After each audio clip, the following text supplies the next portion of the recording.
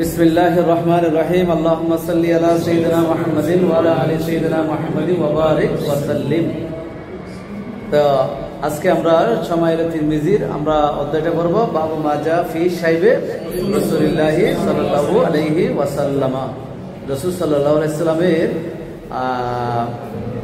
এটা কি বলবো, শুভ্রতা, চুল এবং দাড়ির শুভ্রতা বিষয়ে আলোচনা আজকেরটা।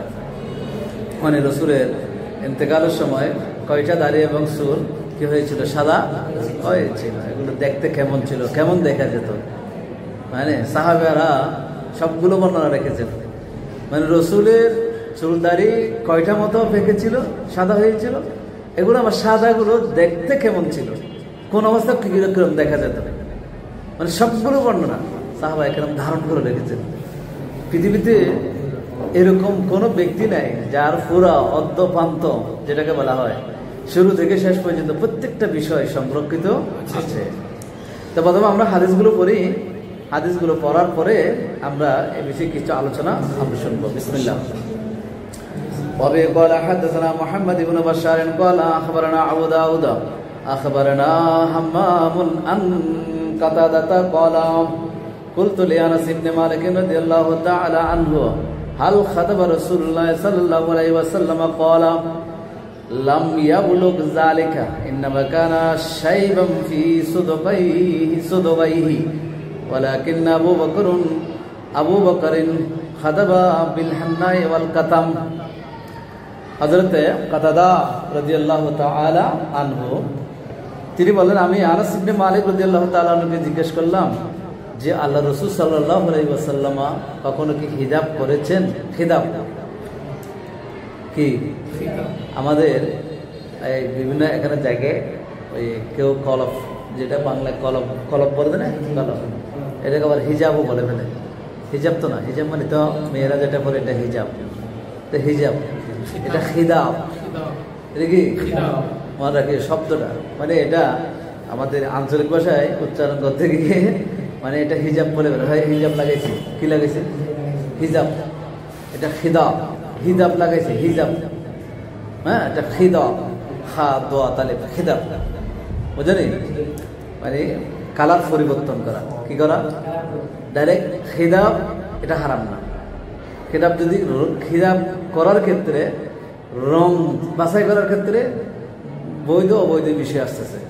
কালো হলে এটা জায়েজ নাই, কালো হলে কি নেই, কালো জায়েজ নাই, কালো যেগুলা মানে চুলদারি কালো করে এটা কি নেই।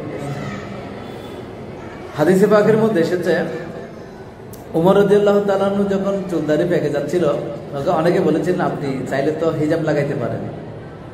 তখন তিনি বলেন, না আমি এটা পছন্দ করি, আল্লাহ আমাকে যে অবস্থায় রেখেছে ওই অবস্থাটা আমি কি করি, পছন্দ করি।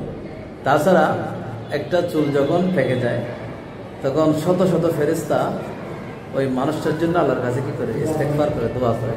মানে একটা চুলদারি পাকা শুরু করলে আল্লাহর কাছে কি করে, দোয়া করে। এই জন্য তো এটা না করা ভালো।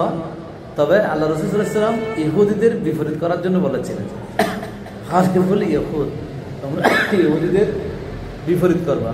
তো ইহুদিরা চুল সাদা হয়ে গেলে, দাড়ি সাদা হয়ে গেলে কে করতো না, এখানে হিজাব লাগাতো না, মেহেদি, হ্যাঁ। তো এই জন্য আল্লাহ রাসূল মানে রঙিন করার জন্য বলেছিলেন। কেমন? তো আনাস রাদিয়াল্লাহু আনহুকে জিজ্ঞাসা করা হলো যে আল্লাহ রাসূল সাল্লাল্লাহু আলাইহি ওয়াসাল্লাম কি কখনো হিজাব করেছেন? হিজাব, হিজাব নয়, হিজাব করেছেন? তো আনাস রাদিয়াল্লাহু আনহু উত্তর দিয়েছেন এভাবে, লাম ইয়াবলুগ যালিকা, মানে এই লাম ইয়াবলুগ হাদ্দাল হিদা, হাদ্দাল হিদা, মানে আল্লাহ রাসূল থেকে যে হিজাব করতে হবে ওইরকম অবস্থায় আল্লাহ রাসূল পৌঁছায়নি। মানে আল্লাহ রাসূল যখন ইন্তেকাল করছিলেন তখনও আল্লাহ রাসূলের চুল এবং দাড়ি মোবারক গুলো ওই অবস্থায় পৌঁছেনি যে এখানে কি করতে হবে, রঙিন করতে হবে, হিজাব করতে হবে, ওইরকম অবস্থায় পৌঁছায়নি। কথা বুঝে আসছে? মানে ওইরকম অবস্থার সৃষ্টি হয়নি। তবে সহিহাইনের মধ্যে একটা হাদিস এসেছে, বুখারী এবং মুসলিম, সহিহাইন মানে কি বুখারী মুসলিম, একটা হাদিস এসেছে যেটা সেখানে হযরত ইবনু উমর রাদিয়াল্লাহু তাআলা আনহু তিনি বলেছেন, রাআইতুন নবী সাল্লাল্লাহু আলাইহি ওয়াসাল্লাম ইয়াসবুগু বিসুফরা, সুফরাতুন মানে কি আসফর মানে হলুদ, আল্লাহ রাসূল সাল্লাল্লাহু আলাইহি ওয়াসাল্লামকে আমি হলুদ রঙের অর্থাৎ মেহেদি হলুদ রং করতে আমি আল্লাহ রাসূল সাল্লাল্লাহু আলাইহি ওয়াসাল্লামের চুল মোবারকগুলো হলুদ রং করতে আমি দেখেছি। এরকম হযরত আব্দুল্লাহ ইবনে উমর বর্ণনা করেছেন, যেটা কোথায় এসেছে? বুখারী এবং মুসলিম শরীফের মধ্যে এসেছে। কিন্তু এখানে যেটা এসেছে আনাস রাদিয়াল্লাহু আনহু স্পষ্ট উল্লেখ করে দিয়েছেন যে আল্লাহ রাসূল ওই সময় পর্যন্ত পৌঁছায় নাই, মানে ওই রকম অবস্থা পর্যন্ত পৌঁছায় নাই যে চুলদাড়ি এত বেশি সাদা যার কারণে হিজাব করতে হবে, এরকম একটা পরিস্থিতি রাসূলের জন্য কি হয় না, সৃষ্টি হয়নি। কথা বুঝে আসছে? তো আসলে আব্দুল্লাহ ইবনে উমরের যে কথাটা বলেছেন সেই কথাটার মর্মার্থ কি? আসলে সে উভয় বর্ণনা আসলে সঠিক আছে, জায়গায় জায়গায় সঠিক আছে। কারণ আল্লাহ রাসূল সাল্লাল্লাহু আলাইহি ওয়াসাল্লাম তেল দিতেন। কি দিতেন? মাথায় তেল দিতেন। তো অনেক সময় এই ছবি তুলি না আমরা, মাথায় তেল দিয়ে যদি ছবি তোলা হয় তখন চুলগুলোর একটা কালার চলে আসে। চুলগুলো কি চলে আসে? হয়তো সাদা কালার, সম্ভবত সাদা কালার চলে আসে, মানে সাদা সাদা হয়ে যায়। তো এটা একটা দেখা যায় না? কিন্তু আল্লাহ রাসূল যখন তেল দিতেন তখন যে দুই একটা চুল দাড়ি সাদা হয়েছিল সেগুলো দেখা যেত না, সেগুলো সবগুলো কালো দেখা যেত, সবগুলো কালোই দেখা যেত। কথা বুঝে আসছে? আবার যখন তেল দিতেন না তখন অনেক সময় ওই দুই একটা চুল দেখা যেত, তবে সেগুলো দূর থেকে একটু কি হলুদ বর্ণের মতো করে দেখা যেত। কিসের মতো? হলুদ বর্ণের মতো দেখা যেত। এই জন্য বলছে যে যেভাবে দেখেছেন সেভাবে কি দিয়েছেন, বর্ণনা দিয়েছেন। এই জন্য উভয় কালাম, উভয় হাদিসের মধ্যে কোনো সমস্যা নাই। তারপর আরেক বিস্তারিত আমি সামনে আলোচনা করি শেষের দিকে ইনশাআল্লাহ। দ্বিতীয় হাদিস। আচ্ছা, এরপরে আনাস রাদিয়াল্লাহু তাআলা বলছেন ইন্নামা কানা শাইবাম ফি সুদগাইহি। এই যে ভ্রু যুগল আছে না, এখানে আল্লাহ রাসূল সাল্লাল্লাহু আলাইহি ওয়াসাল্লামের এখানে একটু শুভ্রতা ছিল। কোথায়? ভ্রু যুগলে, সুদগাইহি মানে চোখের যেগুলো আছে সেগুলোর মধ্যে কি ছিল? এই পাপড়ি বলা যায় এগুলো, এখানে কি ছিল? এখানে আল্লাহ রাসূলের একটু শুভ্রতা ছিল। তো ব্যাখ্যা মুহাদ্দিসিনে কেরাম এটার ব্যাখ্যা করতে গিয়ে বলেছেন, মানুষের যখন শুভ্রতা প্রকাশ পাওয়া শুরু করে তখন সর্বপ্রথম নাকি এই জায়গা থেকে শুভ্রতা শুরু হয়, ওই জায়গা থেকে কি হয়, শুরু হয়। তো কারো হয়েছে, কারো হয় নাই। তবে অনেকে বলেছেন, বলে মানুষের শুভ্রতা শুরু হলে কি করে, এই জায়গা থেকে কি হয়, শুভ্রতা শুরু হয়, মানে সাদা হওয়া, চুল পেকে যাওয়া, এগুলো কি হয়ে যায়, শুরু হয়ে যায়, একথা বলেছেন। তো বলেছেন আল্লাহ রাসূলের এই জায়গার মধ্যে একটু শুভ্রতা ছিল। ওয়ালাকিন্না হবে না, আমি ওই রেবারতের মধ্যে ওয়ালাকিন্না বলেছি, কারণ লাকিন্না হলে আবা বকরিন হয়ে যাবে। এটা লাকিন, এটা মুখাফফাফ পড়তে হবে, মুসাক্কাল করা যাবে না, তাখফিফ পড়তে হবে। ওয়ালাকিন আবু বকর, কিন্তু আবু বকর রাদিয়াল্লাহু তাআলা আনহু খাদাবা বিল হান্না ওয়াল কাতাম, তিনি হান্না, হান্না মানে মেহেদি, হান্না মানে কি মেহেদি, আরেকটা হচ্ছে কাতাম। কাতাম এটা এক প্রকার ঘাস, এক প্রকার কি ঘাস। কেউ কেউ মনে হচ্ছে গুল, গুল মানে গুড়, গুড়ি মানে পাতার গুড়ি, পাতার গুড়ি। তো এগুলো গুল, এগুলো মিশ্র মানে গুড়ি, এগুলো দিয়েও কি করা যেত, দাড়িতে হিজাব করা যেত, মানে কালার করা যেত।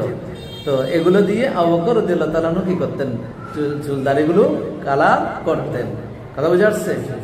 কখন করতেন এটা বলা হয়নি, কারণ আবু বকর তো আল্লাহ রাসূল থেকে ছোট ছিলেন।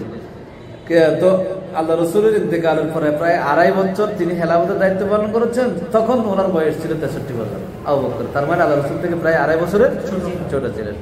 কথা বুঝে আসছে? তো আবু বকর রাদিয়াল্লাহু তাআলা মেহেদি এবং গুল, তাতে এটা একটা এক প্রকার পাতা ঘাস, এগুলো দিয়েও তিনি কি করতেন, কারণ রং বের হতো, সেগুলো দিয়েও তিনি কি করতেন, হিদাব করতেন, আবু বকর করতেন। কেমন একটা হাদিস গেল। 2 নম্বর ভাবে قال حدثنا اسحاق بن منصور ويحيى بن موسى قال حدثنا عبد الرزاق عن معمر عن ثابت عن انس رضي الله تعالى عنه قال ما عددت في راس رسول الله صلى الله عليه وسلم ولحيته الا 14 شعرة بيضاء। হযরত আনাস রাদিয়াল্লাহু তাআলা আনহু এখানে বলছেন যে মা আদাদতু, আদাদা মানে গণনা করা, আদাদ মানে কি গণনা করা, আদাদ সংখ্যা, আদাদ মানে কি সংখ্যা, গণনা করা। তো আনাস রাদিয়াল্লাহু তাআলা বলছেন যে আমি আল্লাহ রাসূল সাল্লাল্লাহু আলাইহি ওয়াসাল্লামের চুল মোবারক এবং দাড়ি মোবারকের মধ্যে 20টির 14টির উপরে চুল সাদা কি করতে পারি নাই, গণনা করতে পারি নাই। মানে সাকুল্য দাড়ি চুল সবগুলো মিলে 14টার মতো কি হয়েছিল, চুল সাদা হয়েছিল। একটা গেল। এরপরে হাদিস وبه قال حدثنا محمد بن المثنى قال اخبرنا ابو داود قال اخبرنا شعبة عن سماك بن حرب قال سمعت جابر بن سمرة يسأل عن شيب رسول الله صلى الله عليه وسلم قال كان اذا دهن رأسه لم ير منه شيء فاذا لم يدهن رؤي منه। এখানে এসেছে ওই কথাটা সামিত জাবির ইবনে সামুরাতা জাবির ইবনে সামুরা রাদিয়াল্লাহু তাআলা আনহুকে বলতে শুনলাম ইয়াসআলু আন শাইব রাসূলুল্লাহ, তিনি জিজ্ঞেস করলেন জাবির ইবনে সামুরাকে কেউ জিজ্ঞেস করলো যে সিমাক ইবনে হারব, যিনি জিজ্ঞেস করলেন জাবির ইবনে সামুরাকে আল্লাহ রাসূল সাল্লাল্লাহু আলাইহি ওয়াসাল্লামের যে শুভ্রতা চুল দাড়ি সাদা হওয়ার ব্যাপারে জিজ্ঞেস করলেন। তখন তিনি বললেন যে রাসূল সাল্লাল্লাহু আলাইহি ওয়াসাল্লাম ইজা ইদহানা রাসাহু, মাথায় যখন তেল ব্যবহার করতেন, লাম ইয়ারা মিনহু, কোন শুভ্রতা সেখানে দেখা যেত না। ওয়াইদা লাম ইয়াদহিন, যখন তিনি তেল দিতেন না, তেল ব্যবহার করতেন না, রুইয়া মিনহু, সেখান থেকে কিছু দেখা যেত। কেমন?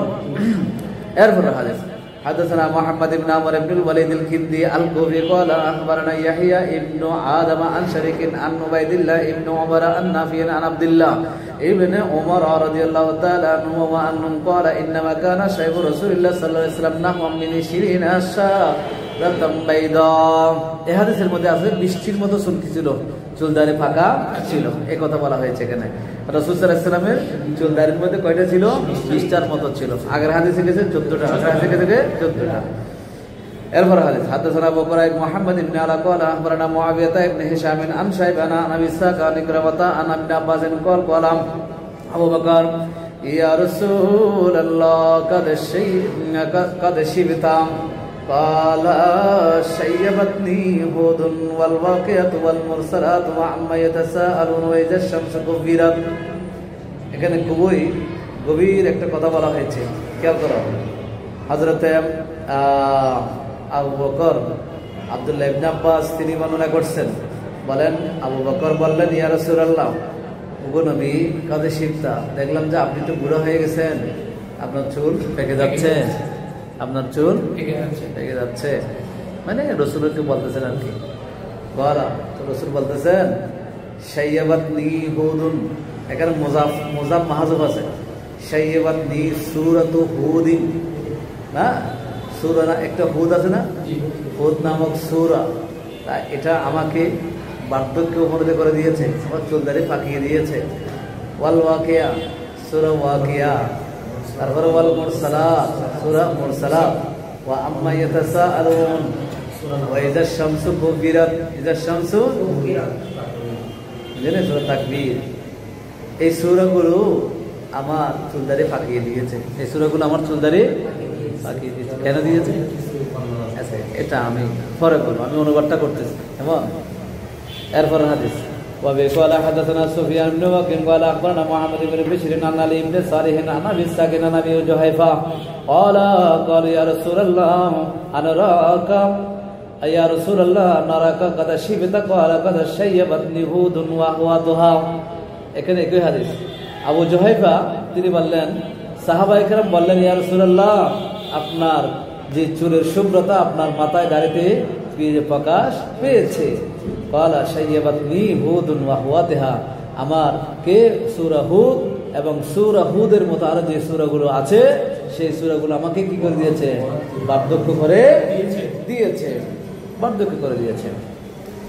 এরপর হাদিস حدثنا علي بن حجر قال أنبانا شعيب بن صفوان عن عبد الملك بن عمير عن عباد أتبع إياد بن لقيط العجلي عن أبي رمسة تيمي الرباب قال أتيت النبي صلى الله عليه وسلم ومعي ابن لي قال فرأيته فقلت لما رأيت هذا نبي الله وعليه ثوبان مخضرا وله شعر قد علاه الشيب وشيبه أحمر হযরতে ইয়াদ ইবনে লকিত আল-জিলি তিনি আবু রিমসা থেকে বর্ণনা করেছেন। আবু রিমসা আত-তাইমি, তিনি তাইমুল রবাব নামক যে গোত্র ছিল সেই গোত্রের অধিবাসী ছিলেন আবু রিমসা আত-তাইমি। তিনি বলেন, আমি নবী করিম সাল্লাল্লাহু আলাইহি ওয়াসাল্লামের কাছে আসলাম, ওয়া মাই ইবনুল্লি, আমার তার সাথে আমার একটা ছেলে ছিল। ক্বালা ফাআরাইতুহু, তিনি বলছেন আমি আমার ছেলেকে রাসূলকে দেখাইলাম, বলে এটা হচ্ছে হাযা নবিয়ুল্লাহ। ফাকালতু লাম্মা রাআইতুহু, আমি যখন দেখলাম রাসূলকে, আমার ছেলেকে দেখিয়ে দিয়ে বললাম যে ইনি হচ্ছেন আল্লাহর নবী, ইনি হচ্ছেন কি হাযা নবিয়ুল্লাহ, এটা আল্লাহর নবী। তো ওয়ালাই তখন তিনি বলছেন ওয়ালাইহি সওবানে আহদারান, তখন নবী রাসূলের গায়ে দুটি সবুজ কাপড় ছিল। কি কাপড়? সবুজ কালারের কাপড় ছিল। ওয়ালাহু শা'রুন, আল্লাহ রাসূল সাল্লাল্লাহু আলাইহি ওয়াসাল্লামের চুল ছিল। কাদ আলাহু শাইব, চুলের উপরে কিছু কিছু চুলের মধ্যে শুভ্রতা দেখা যাচ্ছিল, শুভ্রতা। ওয়াশাইবুহু আহমার, তবে সেই শুভ্রতাগুলো লালচে দেখাচ্ছিল। কি রকম? লালচে দেখাচ্ছিল, লাল বর্ণের দেখাচ্ছিল। কেমন? মানে এটা দ্বারা বোঝা যাচ্ছে সেখানে একটু হিজাব করা হয়েছিল। এরপর হাদিস 44 নম্বর। حدثنا احمد بن منير قال اخبرنا سريج بن نعمان قال اخبرنا حماد بن سلمة عن سماك بن حرب قال قيل لجابر بن سمرة كان في راس رسول الله صلى الله عليه وسلم شيب قال لم يكن في راس رسول الله صلى الله عليه وسلم شيب الا شعرات في مفرق راسه اذا الدهر واراهن الدهن। বুঝলি? হযরত জাবির ইবনে সামুরাকে বলা হলো যে আল্লাহ রাসূল সাল্লাল্লাহু আলাইহি ওয়াসাল্লামের মাথায় মোবারকে কি শুভ্রতা ছিল কিনা, চুল দাড়ি সাদা ছিল কিনা। قال لم يكن في راس رسول الله صلى الله عليه وسلم شيب, তিনি বললেন নবী করিম সাল্লাল্লাহু আলাইহি ওয়াসাল্লামের মাথায় কোনো শুভ্রতা ছিল না, দাড়ি চুলের মধ্যে চুলের মধ্যে সাদা ছিল না। ইল্লা শারাত, তবে কয়েকটি চুল ছিল। ফি মুফরিক রাসি, যেটা মাথায় সিঁথি যেখানে দিতেন এই সিঁথির জায়গার মধ্যে কয়েকটা চুল কি ছিল? সাদা ছিল। ইজা দাহানা ওয়া রাহুন দুহন, যখন তেল দিয়ে ফেলতেন সেখানে তখন তেল দিতেন, তখন তেল দেখা যেত আর চুলগুলো দেখা যেত না। কেমন? হ্যাঁ, তাহলে এই যে শুভ্রতার বিষয়ে আমরা বললাম। খেদাবের বিষয়ে আরেকটা অধ্যায় আছে, খেদাবের বিষয়ে আলাদা অধ্যায় আছে। আমরা শুভ্রতা আল্লাহ রাসূল সাল্লাল্লাহু আলাইহি ওয়াসাল্লামের চেহারায় চুল এবং দাড়ির মধ্যে চুল পেকে ছিল কিনা সে বিষয়ে আমরা কি করলাম? দেখতে পেলাম। কেমন? তো এখন এখানে আমরা যে হাদিসগুলো পেয়েছি 1, 2, 3, 4, 5, 6, 7, 8, মোট কয়টি হাদিস পড়েছি? 8টি হাদিসের মধ্যে দুটি হাদিসের মধ্যে দুটি সংখ্যা বর্ণনা এসেছে। একটা হচ্ছে 14 আর একটা হচ্ছে 24, একটা হচ্ছে 20। আমি তোমাদেরকে একটা কথা বলি, সেগুলো সহজে বুঝে যাবে, বাস এতটুকু সংক্ষেপে বুঝে যাবে। বসো, টেবিলের মধ্যে একটা কাঁচের গ্লাস রাখলাম। কেমন? কাঁচের গ্লাস রেখে তোমাকে বললাম যে এই গ্লাসটা ভাঙলে কয় টুকরো হবে? বলতে পারবে না? কেন বলতে পারবে না? ভাঙার পরও তো আসলে তখন উত্তর হচ্ছে গ্লাসটা ভেঙে ফেলা, তারপরে গনে দেওয়া, তারপরে গনে দেওয়া। এটা হচ্ছে উত্তর। উত্তর এভাবে দিতে হবে না, এর আগে বলা যাবে। এক বাদশা একজন কর্মচারীকে জিজ্ঞেস করেছিল, উজিরকে জিজ্ঞেস করেছিল, আচ্ছা এই শীত মৌসুমে আমাদের এখানে কিছু অতিথি পাখি আসে না? আচ্ছা বলো তো আমাদের দেশের পাখির সংখ্যা কত হবে? হ্যাঁ, তখন উত্তর দিয়েছিল বলে 1 লাখ হবে। তুমি এভাবে বলতে পারছো? তো বলতে পারবো না, এখানে এটা আমার গণা আছে। বলে কিভাবে 1 লাখ হবে? যদি বলে শীতের মৌসুম, যদি বাইরে থেকে যদি পাখি আসে, হ্যাঁ, তা আমাদের দেশ থেকে কতগুলো চলা যাবে না? হ্যাঁ, যেগুলো অতিথি পাখি আসছিল সেগুলো আবার চলে যাবে। এই জাতীয় বিষয়গুলো তোমাকে বলতে হবে কিরকম, একটা নির্দিষ্ট সংখ্যা বলে দিতে হবে, যেটা উত্তর হয়ে যাবে। যদি বলে একটা দিঘি দেখানো হয়, দিঘির মধ্যে কয় বালতি পানি হবে? হিসেব আছে? বড় দিঘি বলে জিজ্ঞেস করা হয় এখানে কয় বালতি পানি হবে, তখন উত্তর কি হবে? বলে দিঘি যত বড়, বালতি যদি তত বড় হয় 1 বালতি পানি হবে। দিঘি যত বড়, বালতি যদি কি হয় তত বড় হয়, তাহলে কয় বালতি পানি হবে? 1 বালতি পানি হবে। উত্তর হচ্ছে সেটা। উত্তর হচ্ছে কি এটা? তা আল্লাহ রাসূল সাল্লাল্লাহু আলাইহি ওয়াসাল্লাম সাহাবায়ে কেরাম একটা একটা তো গনে গনে দেখে নেই কয়টা চুল আছে। তো যার কাছে যেটা মনে হয়েছে, কেউ দেখেছে বলছে না 14-15টা হবে, তখন তিনি একটা বলে দিয়েছে। আর কেউ বলছে না এখানে 20টা মতো হবে, হ্যাঁ, তখন 20টা বলে দিয়েছে। কথা বুঝে আসছে? আর না হলে এটা নির্দিষ্ট কোনো কিনে, তবে 20-এর উপরে যাবে না, 20-এর উপরে যাবে না। আল্লাহ রাসূলের চুল দাড়ি তেমন পাকানা ছিল না, এটাই হচ্ছে মূল কথা। এরপর আসতেছে আল্লাহ রাসূল সাল্লাল্লাহু আলাইহি ওয়াসাল্লাম এটার হিকমত বলেছেন, চুল দাড়িগুলো পেকে যাওয়ার হিকমতটা বলেছেন। আমাদের দেশে পরিবেশের কারণে অনেকের চুল দাড়ি পেকে যায়, অনেক সময় টেনশনের কারণে পেকে যায়। এই টেনশনের কথাটা রাসূল বলেছেন। কিসের টেনশন? রাসূলের টেনশনের কথাটা বলেছেন। বুঝেছে কথাটা? কিসের কথা? টেনশন, পেরেশানি, হ্যাঁ, এটার কথা বলেছেন। তো আল্লাহ রাসূল থেকে কিসের টেনশন ছিল? রাসূল থেকে টেনশন তো ছিল না। আল্লাহ বলেছেন যে লিয়াগফিরা লাকাল্লাহু মা তাকাদ্দামা মিন যামবিকা ওয়া মা তাআখার, আপনার সব গুনাহ মাফ, কোনো গুনাহই তো নাই রাসূল থেকে। আল আম্বিয়া মাসুমুন, আম্বিয়া কেরাম নিষ্পাপ। তাহলে তারপরেও রাসূলের টেনশন কি ছিল? উম্মতের জন্য কি ছিল? টেনশন ছিল। এটা অন্যান্য জায়গার মধ্যে হাদিসের মধ্যে এগুলো স্পষ্ট হয়েছে। ওয়া হুজনু উম্মি উম্মতি, ওয়া হুজনু উম্মতি, আমার উম্মতের পেরেশানি, আমার উম্মতের সমস্যা, আমাদের উম্মতকে নিয়ে টেনশন করতে করতে আমার চুল দাড়িগুলো কি হয়ে গেছে? পেকে গেছে। তার রাসূল কি টেনশন করতেন উম্মতের জন্য।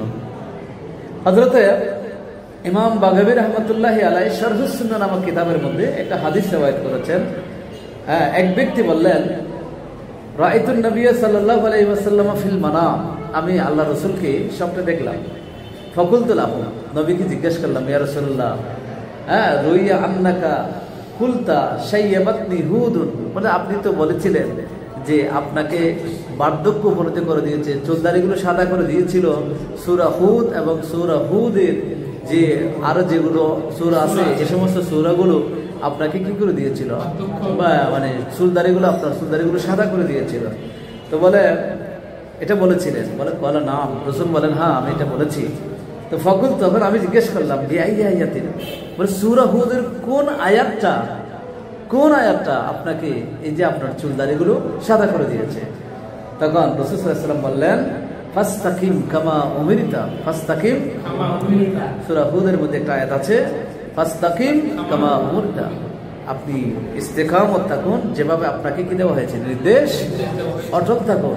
এই একটি আয়াতের অংশ, এই অংশটা আমাকে কি করে দিয়েছে? টেনশনে ফেলে দিয়েছে, আমাকে টেনশনে ফেলে দিয়েছে। এই ইস্তেকামত হযরত সুফিয়ান ইবনে আব্দুল্লাহ রাদিয়াল্লাহু তাআলা, মুসলিম শরীফে একটা বর্ণনা আছে যেটা মেশকাতেও এসেছে। তিনি জিজ্ঞেস করলেন, ইয়া রাসূলুল্লাহ, আমাকে এমন একটা জিনিস বলুন ইসলামের বিষয়ে যেটার পরে আমি আপনার থেকে উত্তরটা শুনে এটার উপর আমল করবো, এরপরে আর কাউকে জিজ্ঞেস করতে হবে না। লা আসআলু গায়রাকা, এটার পরে আমি আর কাউকে জিজ্ঞেস করবো না। তখন রাসূল বলেছিলেন, কুল আমানতু বিল্লাহি ফাস্তাকিম। তো রাসূল বলেছেন, তাহলে তুমি বলো, কি বলবে? বলে আমানতু বিল্লাহ, এটা বলো, আমানতু বিল্লাহি ফাস্তাকিম, আমানতু বিল্লাহ, আল্লাহর উপর ঈমান আনলাম, ফাস্তাকিম, রাসূল বলেন পরে এটার উপর কি থাকো? ইস্তেকামত থাকো, এটার উপর অটল থাকো, এটার উপর কি থাকো? এটা নিয়ে কেন রাসূলের যে ফাস্তাকিম কামা উমিরতা, এটা নিয়ে রাসূল এত টেনশন করে, এটা বুঝাচ্ছি ইস্তেকামত। ইস্তেকামত। আল্লামা ফখরুদ্দিন রাজি রাহমাতুল্লাহ আলাইহি বলেছেন, আল্লামা মোল্লা আলী কারি রাহমাতুল্লাহ আলাইহি মিরকাতুল মাফাতিহ শারহ মিশকাতুল মাসাবি এই কিতাবের মধ্যে বর্ণনা করেছেন। আল্লামা ফখরুদ্দিন রাজি রাহমাতুল্লাহ আলাইহি তিনি বলেছেন যে আল ইস্তেকামাতু আমরুন সুউবুন কাল মুরুরে আলান নার, ইস্তেকামত হচ্ছে আগুনের উপর চলাচল করা, যেরকম অসাধ্য একটি কাজ, অসম্ভব একটি কাজ, ইস্তেকামত থাকা এটাও এরকম একটি অসম্ভব কাজ। হাদিসে পাকের মধ্যে আল্লাহ রাসূল সাল্লাল্লাহু আলাইহি ওয়াসাল্লাম বলেছেন, জামানায়ে আখির যখন চলে আসবে তখন হাতের মধ্যে, চামড়ার এই হাতের মধ্যে জ্বলন্ত আগুনের কয়লা রাখা কি হবে? সম্ভব হবে, কিন্তু ঈমানের উপর অটল থাকা কি হবে না? সম্ভব হবে না, স্থির থাকা সম্ভব হবে না, ঈমান রাখা যাবে না, ঈমান চলে যাবে, ঈমান চলে যাবে। কথা বুঝা যাচ্ছে? কারণ চতুর্দিকে ফিতনা দেখো না। যেই জায়গায় আল্লাহ রাসূল সাল্লাল্লাহু আলাইহি ওয়াসাল্লাম বলেছেন আমার সাথে কোনো মিথ্যাকে সম্পর্কিত করবে না, দেখেন ওই জায়গায় যে কোনো এক দলের একজন যারা অনেক বড়, ওরা মনে করে অনেক বড়, হ্যাঁ, সে যদি বলে যে রাসূল একথা বলেছেন, বিশ্বনবী একথা বলেছেন, ট্রাম্প আমেরিকা শাসন করবে, এইরকম জঘন্য মিথ্যা কথা রাসূলের নামে নিসবত করার পরে রাসূল বলেছেন তার ঠিকানা জাহান্নাম। কিন্তু এই জায়গার মধ্যে এদের দলের এত বড় বড়, আমরা মিলাদুন নবী বলে ফতোয়া আসে, কিন্তু এত বড় বড় নেতা আছে, এত বড় বড় আলেম আছে যারা নিজেদেরকে বড় বড় মুফাসসির হিসেবে সাব্যস্ত করে, কিন্তু তারা একটা ফতোয়া দেয় নাই যে তুমি এটা তওবা করো, কারণ অথচ সে এখনো দাফিয়ে বেড়াচ্ছে।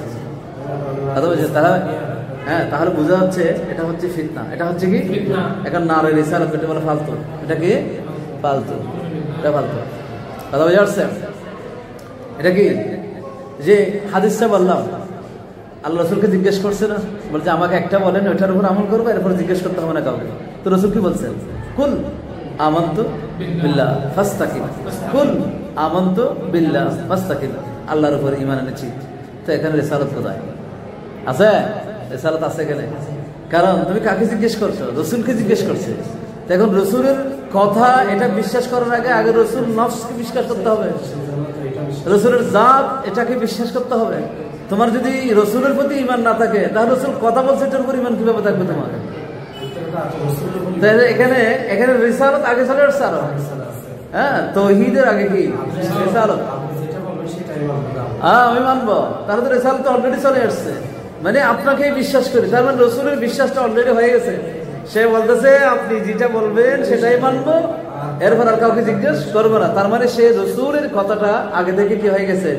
রিসালাত স্বীকৃতি দিয়ে ফেলেছে।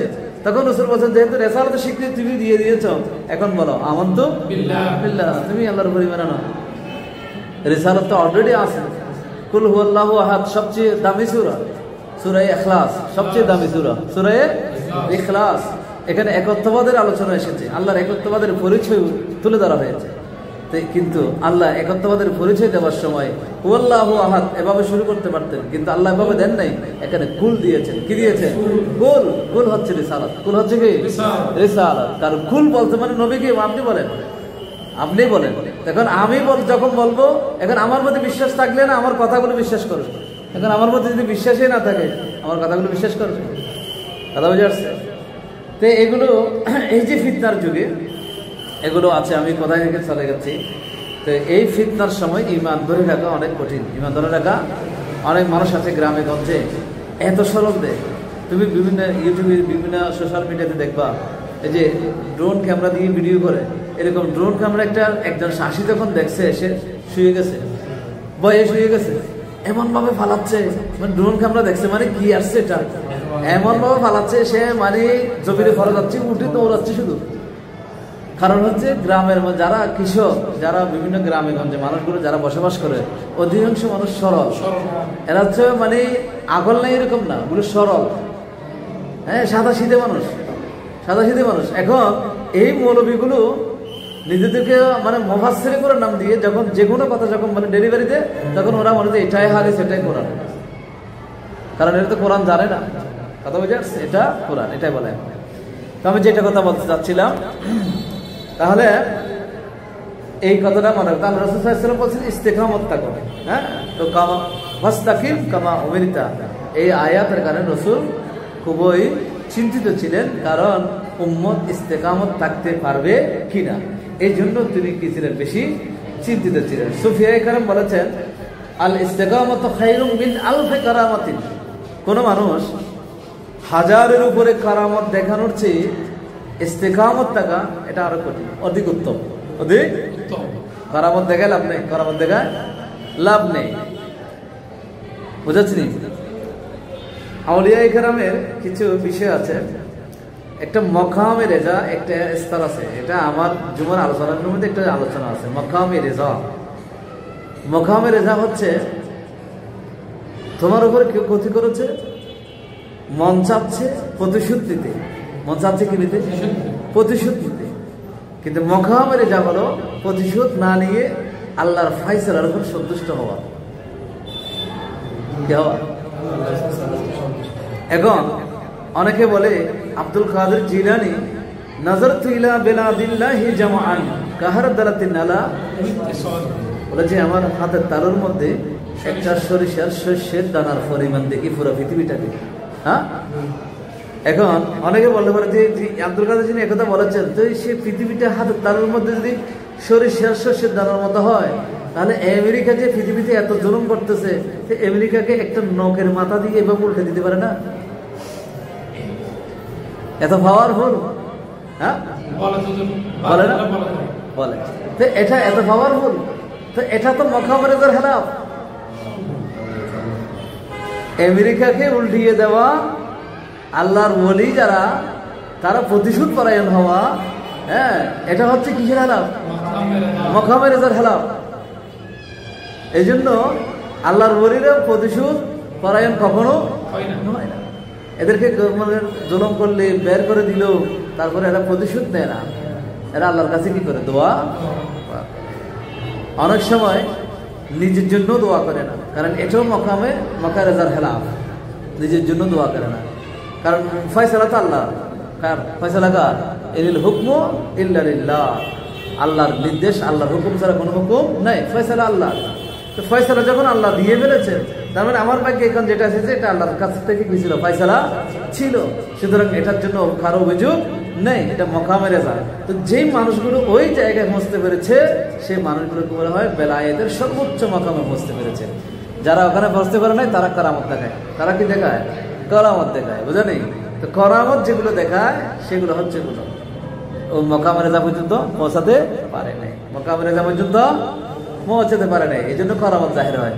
তো এই জন্য বলা হচ্ছে আল ইস্তেকামাতু খায়রুম মিন আলফি কারামাতিন। 1000 কারামত প্রদর্শন করার চেয়ে ইস্তিকামত থাকা এটা আরো অধিক উত্তম। এটা আরো কি?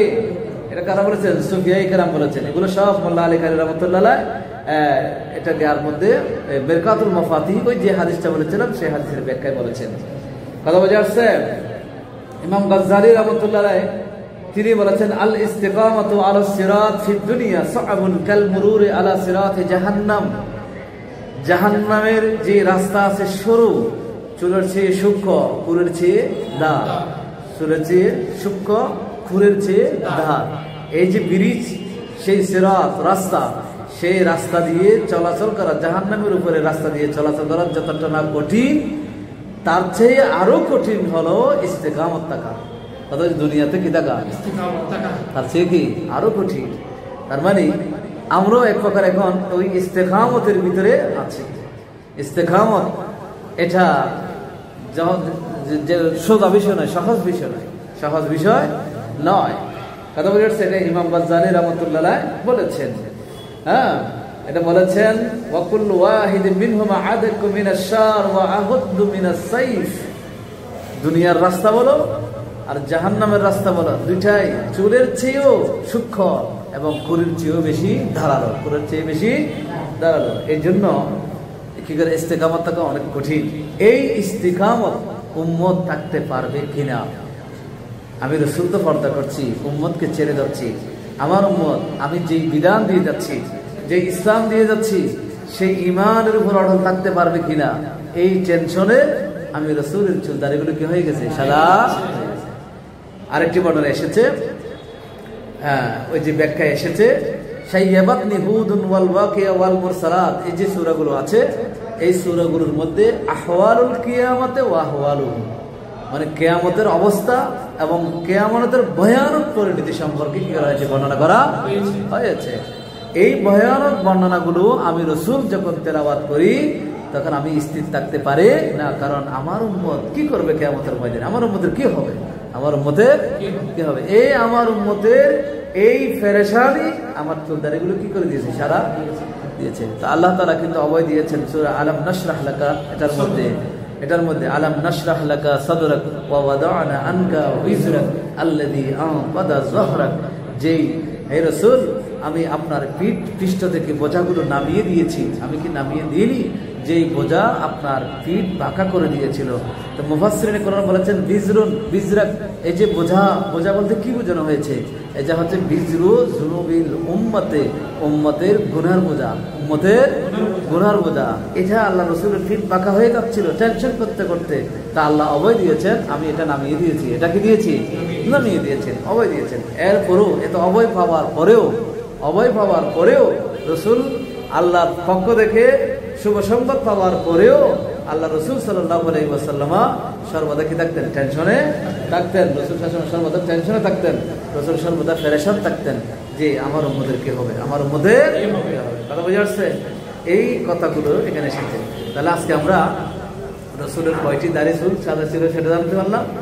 তেমন কোনো চুল দাড়ি রাসূলের সাদা ছিল না, তবে আল্লাহ রাসূলের যে কয়টা চুল দাড়ি সাদা হয়েছিল সেগুলো কিসের কারণে হয়েছিল? উম্মতের পেরেশানির কারণে হয়েছিল। তো উম্মত কিন্তু তারপরও উম্মত এগুলো বুঝে